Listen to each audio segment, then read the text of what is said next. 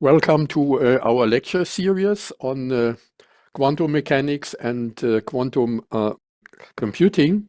And actually, these lecture series are on the background of two books of mine. In the first part, a book on physics and philosophy of quantum mechanics, and then in the second part, a book on quantum computers. And here the development from the quantum world to artificial intelligence. And in that way, we will start first with the foundations of quantum mechanics. And here I will introduce the principles of quantum mechanics in an informal, in a philosophical way. And the reason is that I'm deeply convinced that philosophy is not something add-on, strange add-on, but it is in the foundations, in the principles of science. Principles, Latin, principium, that means something like origin, the beginning, the foundation. And that was already the conviction of Aristotle. Aristotle started with principles of natural philosophy, in Latin, Principia Philosophiae Naturalis. And later on, perhaps you know, in modern times with Galileo and later on Newton, they saw that it is necessary to mathematize these principles. Why? Because one must measure the observations, and then in experiments, the principles are refuted or they are confirmed. And this understanding of philosophy will be here our orientation. After the foundations of quantum mechanics, we will come to the foundations of quantum computing and quantum communication. And quantum computing and quantum communication is built up on the principles of quantum mechanics. And then the part concerning the philosophical prospects of quantum computing. And in the end, we will consider the future, the modern development from quantum computing to quantum artificial intelligence. Now, let's come to the first part, foundations of quantum mechanics. And here in the beginning, there's a remarkable observation. In the beginning of the last century, in the everyday world, in classical physics, we seem to be familiar with the difference of a wave and a particle. For example, here in the first picture, you see a wall with two slits, and behind that a screen. And then soccer balls are kicked against this wall, and we expect that the soccer ball will pass the first slit or the next slit. And the distributions of the hits here on the screen are shown in this picture here with this kind of distribution. On the other side, a wave. We seem to be familiar with a wave, for example, the wave on a lake or wave on a river or the wave in the air.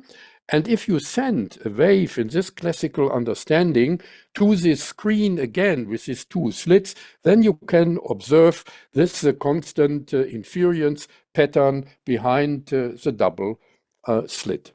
Now a quantum system. A quantum system, for example, an electron or a photon, if a single quantum system, a single electron, a single photon is sent to the wall here with these two slits, then you can observe behind this wall with a double slit the wave character of this body in quotation mark. That means if you interpret the body in the classical sense, in the sense of a soccer ball, then it seemed to be that this photon is passing both slits simultaneously. And that is, of course, puzzling for us. We would be puzzled, such as this classical skier here on the right, about the path of this non-classical skier generating these strange paths behind this tree. And the tree, of course, in this cartoon has the role of the double slit. Now, in the background here is the assumption in classical physics and in everyday world that a solid body, for example, a soccer ball, is generating this geometrical line, a deterministic line, a deterministic movement. But actually, if you measure a quantum system, for example, an electron or a photon, then the measurements start to scatter. And that is illustrated here. And therefore, Richard Feynman, famous quantum physicist of the 20th century, he suggested that we have to consider all probable passes of a particle between two locations, all probable passes. That means following him, we have to add up the different probable passes. In the end, that means that a quantum state is a probabilistic distribution. And now to the foundation, to the principle. The principle for all that is the so-called Heisenberg's uncertainty relation. This is a picture of Heisenberg in the time when he got the Nobel Prize as a young man.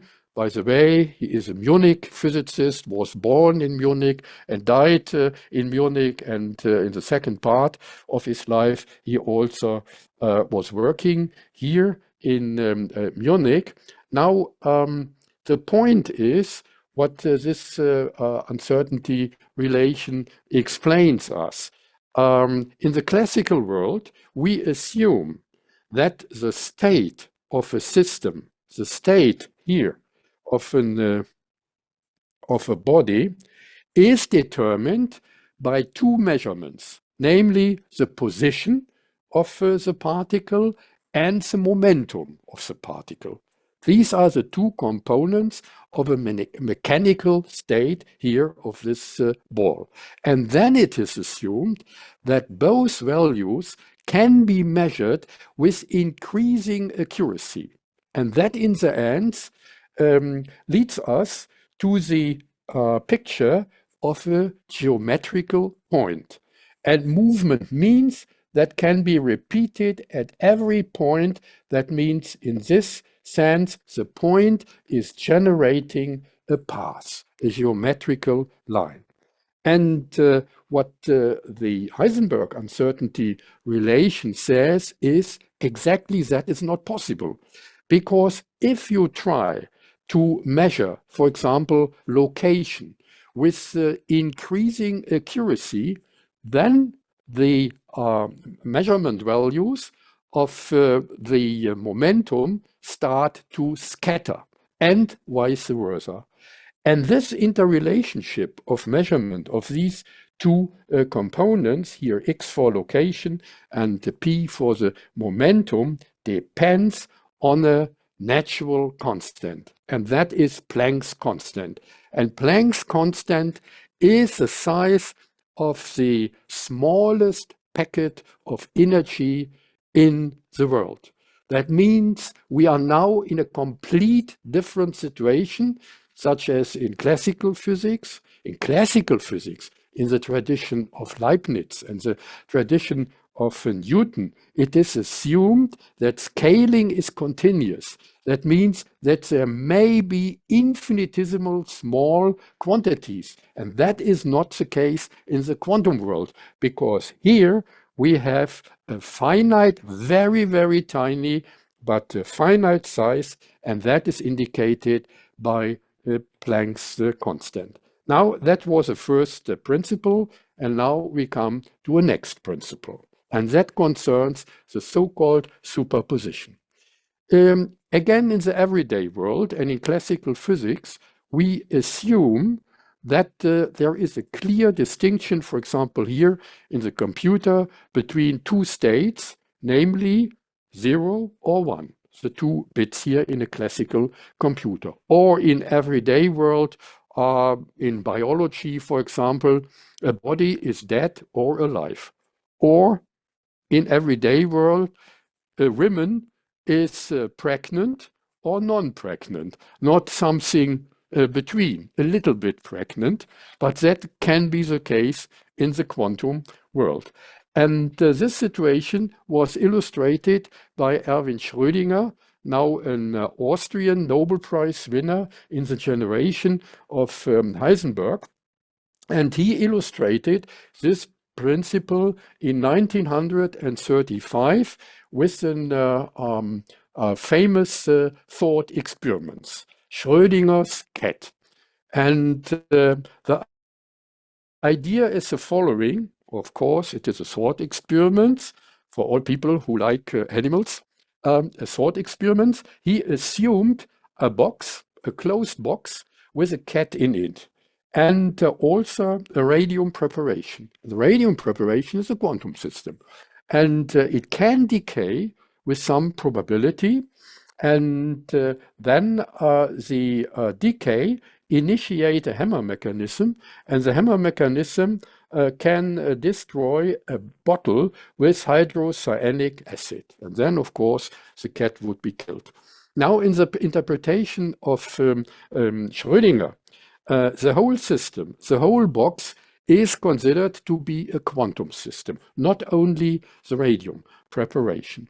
And as long as the box is closed, we must assume, following the argumentation of Schrödinger, that the cat is with equal probability dead and alive, depending on the probability of the decay of the radium preparation. But now the quantum system should be measured. And that means in our thought experiment, the box is opened.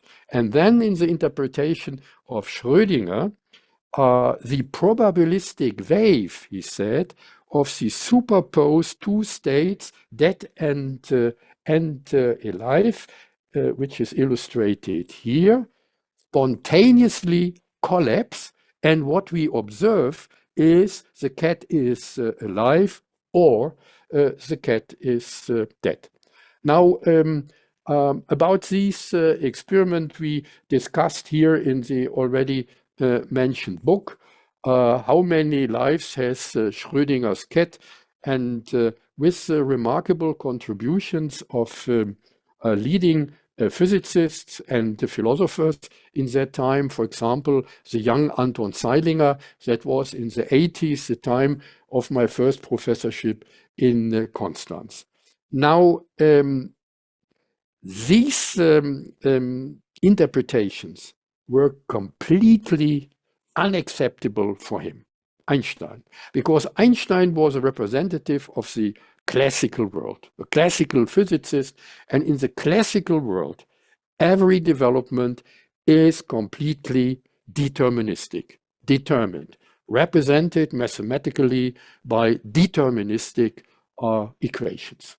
And so Einstein hated what he called the jumping of the quantums. And his argument, very philosophical, was God doesn't play dice. That means probabilistic theory is only for him an approximation to this deterministic world.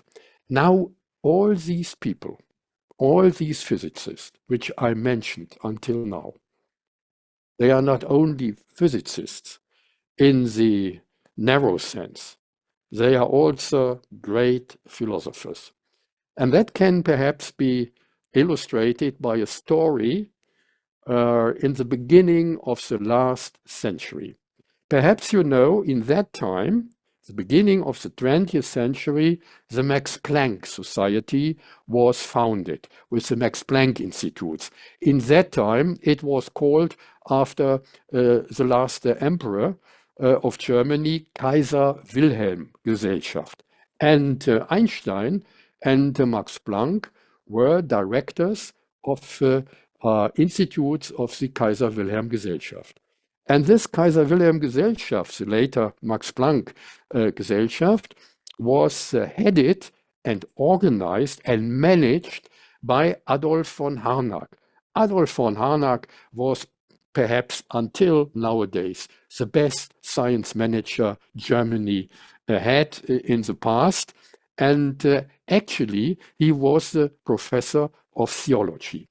Now there were a lot of foreign visitors in the beginning of the 20th century in Berlin to these famous institutes. And the people from abroad knew that Germany was also famous because of its philosophers. For example, Kant and Hegel and so on. And therefore, they asked Adolf von Harnack, where are your philosophers here in the Max Planck Institute? And now Adolf von Harnack, in quotation mark, he's a professor of theology. He pointed to Max Planck and pointed to Einstein and said, and later on Heisenberg and all these people, these are our philosophers. Principia Mathematica Philosophiae Naturalis. Now, in that time, 1935, that was a remarkable year for the philosophical foundations of physics. Now, here you see a photo of that time, Einstein in a controversial discussion with Niels Bohr. Niels Bohr was a Danish physicist, and he was the head of the young quantum physicists, all of them later on Nobel Prize winners, Werner Heisenberg, Wolfgang Pauli, and others. And they were in deep discussion about the new upcoming quantum world. And in that time, Einstein, it was Einstein, the classical physicist, detected another essential principle of the quantum world. And that is later on the so-called entanglement. Besides superposition, now entanglement. And what did Einstein detect? He was a good mathematician, and he carefully tested and analyzed the formalism of quantum mechanics. And then he said, following this formalism, there must be the following strange situation. We have a body far away from another body. And then we measure this body, and then in some situation, it seems to be that measurement of the far distant away body immediately, spontaneously initiate a change of features of the other body. Spontaneously. And that seemed to him a clear contradiction to the famous principle of the theory of relativity, namely the constant of light. Following the constant of light, there cannot be a signal processing which is faster than a light, and instantaneously it needs no time. And that, for Einstein, seemed to be spooky, he said. And but that is typical Einstein.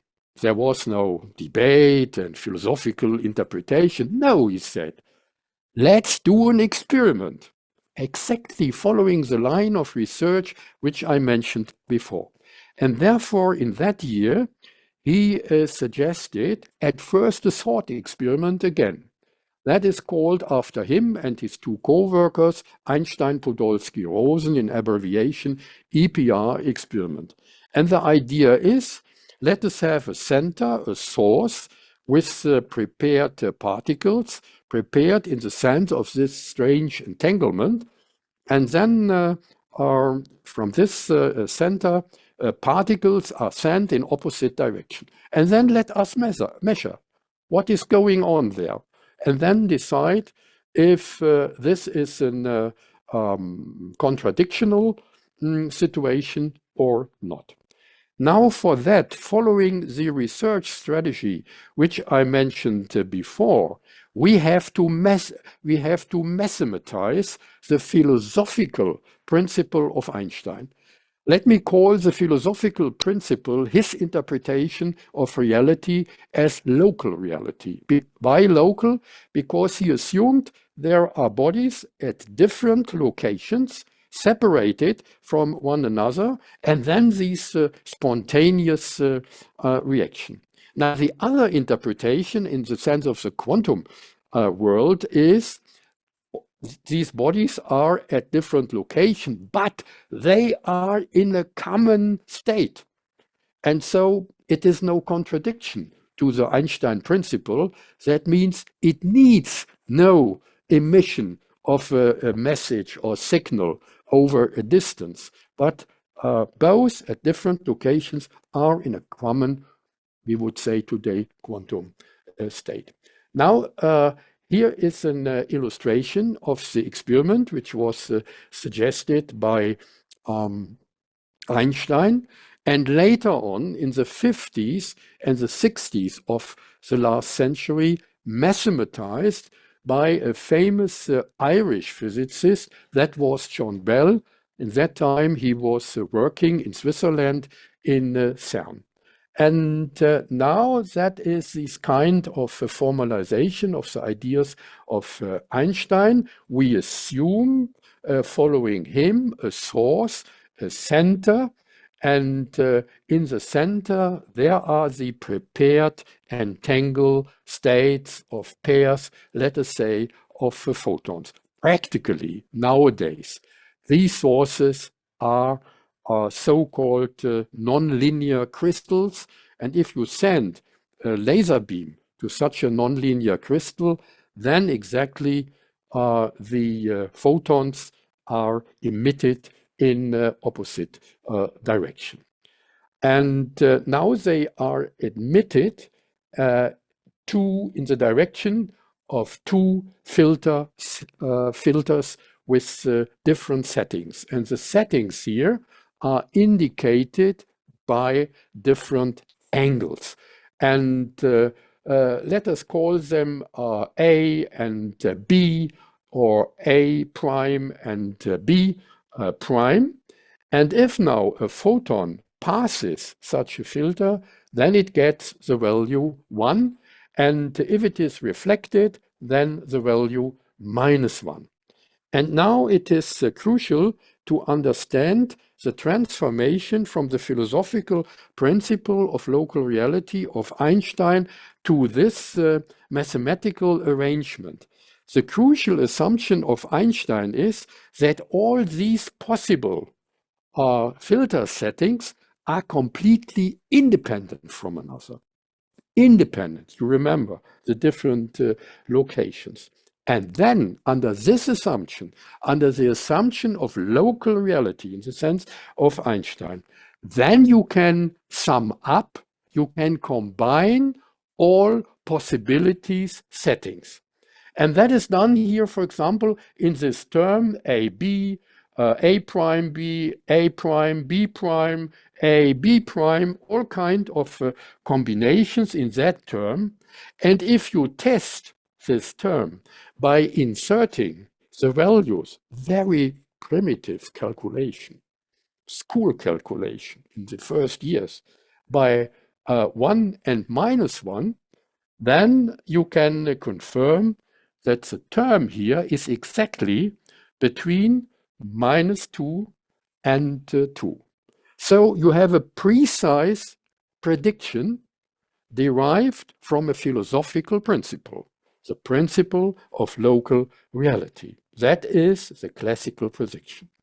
And that is illustrated here in this diagram, 2, -2, and depending on the changing angles, that means the settlements, and here it is also assumed that A and B, B and A prime and B prime, the angles are equal. That is precisely the prediction of the classical physical principle, local reality. But then let us do an experiment, and that experiment was done after the 80s in the last century. And these are the predictions and later on the measurements of quantum theory. That is this curve here, significantly deviating from the prediction of classical physics.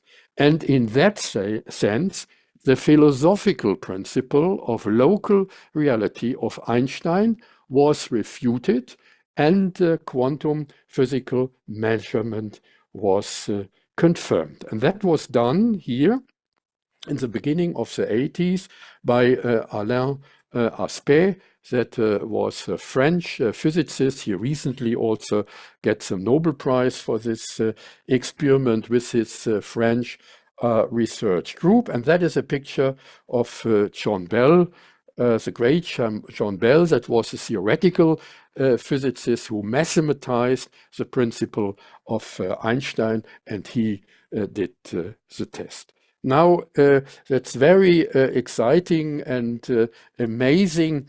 That was also done in the 80s, and I mentioned that was a time when I, in my first professorship, was in Constance, and Constance is very near, you know, to Switzerland, to Zurich, and therefore I also in that time had an appointment at the ETH, Zurich, the Technical University of Zurich, and there in a seminar we discussed these foundations and invited nearly all these mentioned people. For example, John Bell was coming from CERN, and especially this inequality is a special example of the general form of so-called Bell's inequality. And I used to explain you the situation by the Clauser-Horner-Shimony-Holt inequality, because that is easily to understand. And now Clauser, for example, also got recently the Nobel Prize, Anton Zeilinger also, for this kind of invention. And the other people, that is a pity, they died before they could get the Nobel Prize. Especially, I like this colleague here, Abner Shimony. Abner Shimony was at first a professor of physics at MIT, and later on, he became a professor of philosophy at the University of Boston, and I discussed with him in Zurich, later on visited him in Boston. And that was amazing for me, because Shimony always said, what we are doing metaphysics. We are discussing about metaphysical problems. What is reality? Is it local? Is it non-local? But then the essential point, it is mathematized, and then we do experiments. So what we are doing is experimental metaphysics. Principia Mathematica Philosophiae Naturalis. I thank you for your attention.